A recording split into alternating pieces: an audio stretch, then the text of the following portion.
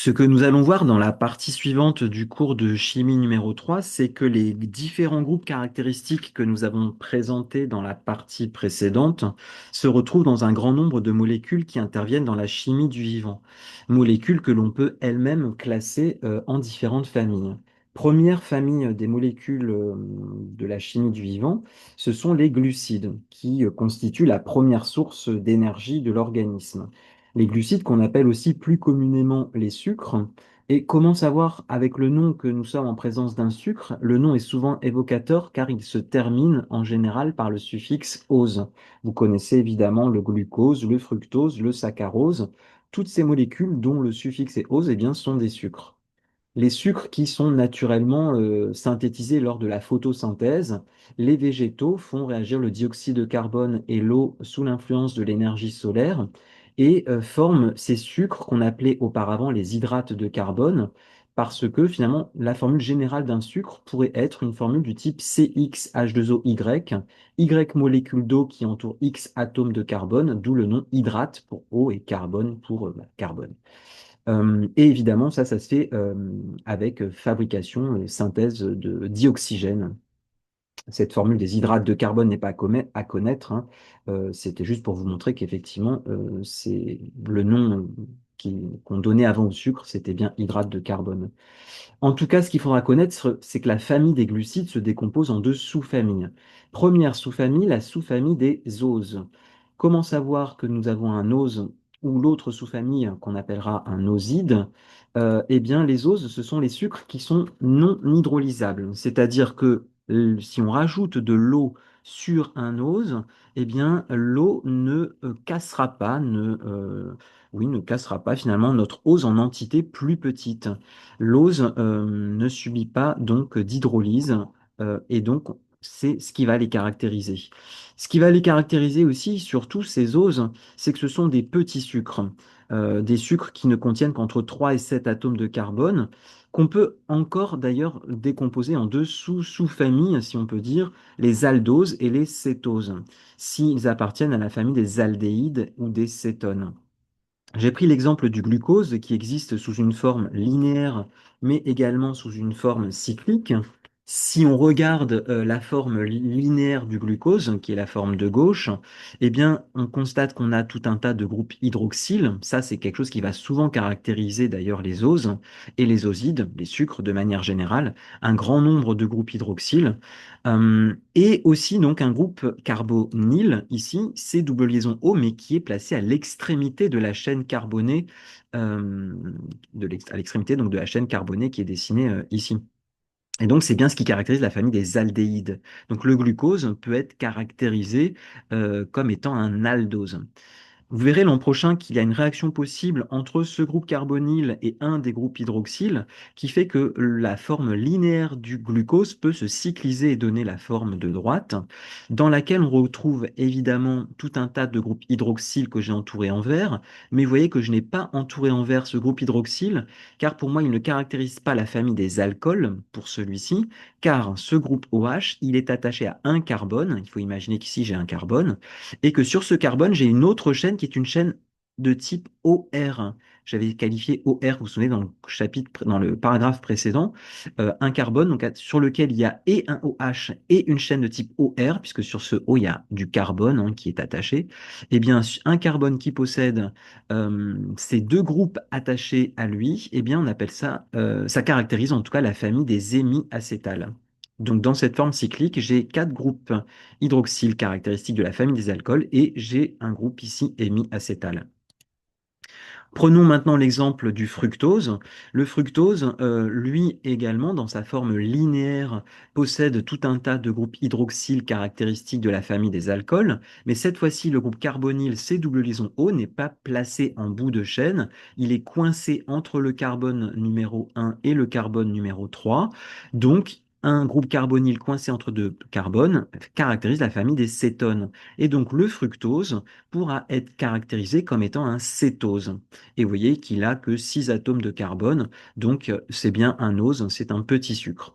Lui aussi, eh bien, peut se cycliser et former la molécule de droite ici avec 4 groupes hydroxyle et même principe que tout à l'heure, ce OH, je ne l'entoure pas car je ne considère pas qu'il caractérise un alcool, mais plutôt un hémiacétal, car ce OH est attaché à un carbone sur lequel il y a aussi un groupe, une chaîne en tout cas, de type oxygène R. Donc c'est bien un groupe hémiacétal. Donc vous voyez que le point commun finalement entre tous ces oses, c'est la grande quantité de groupes hydroxyle, en tout cas, et donc c'est ce qui permettra souvent de les repérer très facilement. L'autre famille, l'autre sous-famille, finalement, si on peut appeler ça des oses, c'est la sous-famille des osides. Eh bien, au contraire des oses, les osides seront des sucres hydrolysables. C'est-à-dire que ces osides, si on les mélange à de l'eau, ils vont pouvoir se scinder, être cassés en plus petites entités qui seront bah, justement des oses. Les osides, finalement, c'est un enchaînement d'oses. Et donc, c'est souvent des molécules avec un grand nombre d'atomes de carbone, en tout cas bien plus que 3 à 7 qui caractérisaient les oses. J'ai pris l'exemple du saccharose qu'on trouve dans de nombreux végétaux. Dans le saccharose, alors on retrouve évidemment tout un tas de groupes hydroxyle OH, OH, OH, OH que je n'ai pas entourés. Donc ces groupes hydroxyles hein, qui caractérisent vraiment les sucres. Et autre chose qu'on repère ici, c'est la présence ici d'un carbone sur lequel j'ai une chaîne OR et sur ce même carbone, j'ai une autre chaîne OR. J'ai finalement deux chaînes OR qui partent du même carbone, donc qui caractérisent la famille des acétals. Et d'ailleurs, j'ai un autre groupe acétal dans cette même structure. C'est ce groupe-là, sur ce carbone de la structure, j'ai une chaîne OR qui part sur la droite et j'ai une chaîne OR qui part sur la gauche. C'est bien ce qui caractérise la famille des acétals.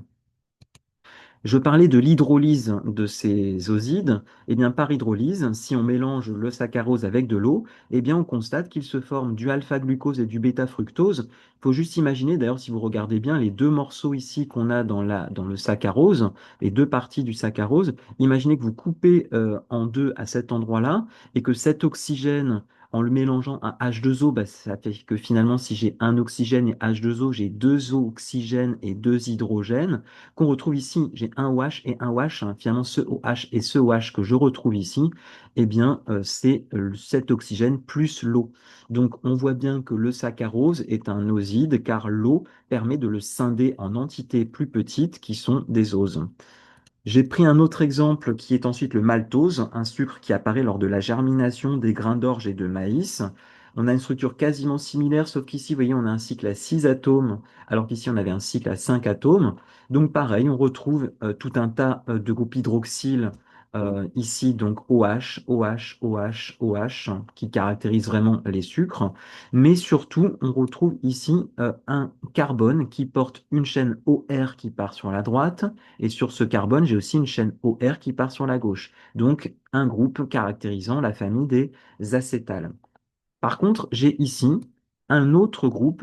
Cette fois-ci, on retrouve le groupe hémiacétal, car sur ce carbone, j'ai une chaîne donc de type OR et j'ai un groupe hydroxyle OH donc porté par le même atome de carbone, c'est bien un hémiacétal.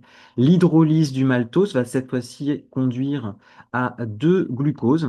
Imaginez que vous coupez en deux à cet endroit-là et que vous combinez cet oxygène avec une molécule d'eau. Ça vous donnera deux molécules avec un OH ici et donc on obtient du glucose. Là encore, le maltose, finalement, est bien une molécule hydrolysable qui est scindable en deux entités plus petites sous l'action de l'eau. Prenons ensuite l'exemple de l'amylose, qui est le sucre de réserve des végétaux et qui constitue entre 15 et 30 de l'amidon. On a une structure relativement proche, si vous voulez, du maltose, sauf que vous voyez, là, il y a des parenthèses qui sont accompagnées d'un indice petit n, ce qui signifie qu'on retrouve ce motif n fois. Donc, vous voyez, cette partie de gauche est attachée à cette partie de droite et le motif se répète indéfiniment, ou du moins un très très grand nombre de fois. On retrouve donc de la même manière un groupe acétal ici, et d'ailleurs un autre groupe acétal ici qui se répète un très grand nombre de fois, et par hydrolyse, par action de l'eau, on retrouve évidemment les groupes OH, OH, OH, les groupes hydroxyles très caractéristiques des sucres. Par hydrolyse, on obtiendra un très grand nombre de fois donc du glucose. Donc l'amylose est scindable en entités plus petites, c'est bien donc un oside. Autre exemple, l'amylopectine et le glycogène, qui sont des molécules très proches l'une de l'autre, si ce n'est que le glycogène est encore plus ramifié que l'amylopectine. Si on regarde bien ici, vous avez donc une structure qui ressemble finalement à l'amylose, sauf que l'amylose était un enchaînement linéaire de molécules, alors que là, j'ai un enchaînement linéaire pour cette chaîne ici, un enchaînement linéaire pour la chaîne qui est ici, mais ces deux chaînes sont reliées entre elles. Donc on parle de ramification. Dans cette molécule, on retrouve évidemment tout un tas de groupes hydroxyles OH, mais on retrouve ici évidemment aussi tout un tas de groupes acétals. Et par hydrolyse, on obtient un grand nombre de molécules de glucose. Donc là, finalement, que ce soit l'amylose ou l'amylopectine, le glycogène, on peut parler de polymères, hein, un enchaînement d'un très grand nombre de fois de petites entités. Et enfin, j'ai pris l'exemple du cellulose, ou de la cellulose plutôt, qui est un composé uniquement végétal. Et on a finalement là encore un enchaînement d'un très grand nombre de motifs, avec présence ici de deux groupes acétals, avec un carbone qui porte une chaîne OR qui part vers la gauche, une chaîne OR qui part vers la droite, et ici un carbone avec une chaîne OR qui part vers la gauche, une chaîne OR qui part vers la droite. Donc ce sont bien des groupes acétals. Et par hydrolyse, on obtient donc du bêta-glucose. Là, c'était du alpha-glucose, hein. La différence entre alpha-glucose et bêta-glucose tient simplement à l'agencement de l'atome d'hydrogène et du groupe OH autour de ce carbone. Là, le H part vers le haut, le OH part vers le bas. Ici, le OH part vers le haut et ici, le H part vers le bas.